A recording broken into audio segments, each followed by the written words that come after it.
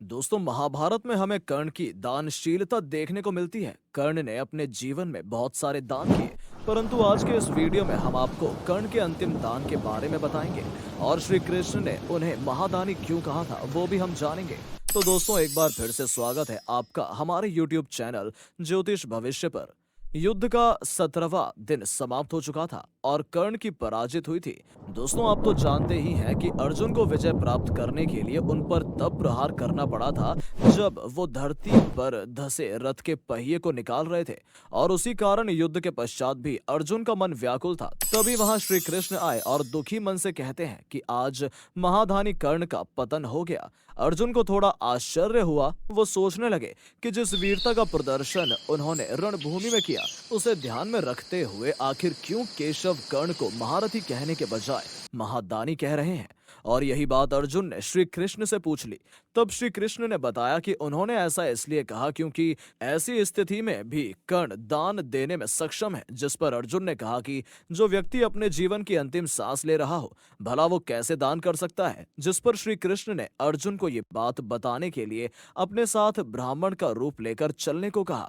जब दोनों ब्राह्मण के भेष में रणभूमि पर पहुंचे, अपने समक्ष ब्राह्मणों को देखकर कर्ण ने उन्हें प्रणाम किया और उनका स्वागत करते हुए पूछा कि मैं आपकी क्या सहायता कर सकता हूं। जिस पर कृष्ण रूपी ब्राह्मण ने कहा, हमें क्षमा करें, हम तो यहाँ दान की आशा में आए थे, परंतु हमें इस स्थिति का जरा भी ज्ञान न था।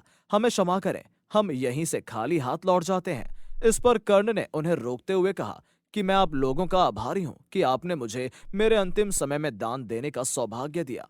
उनके दो दांत सोने के हैं। उन्होंने अपने दांत तोड़कर ब्राह्मणों को देते हुए कहा, हे ब्राह्मण देव, मेरे पास अभी आपको दान देने के लिए यही स्वर्ण के दो दांत हैं, कृपया इन्हें स्वीकार करें।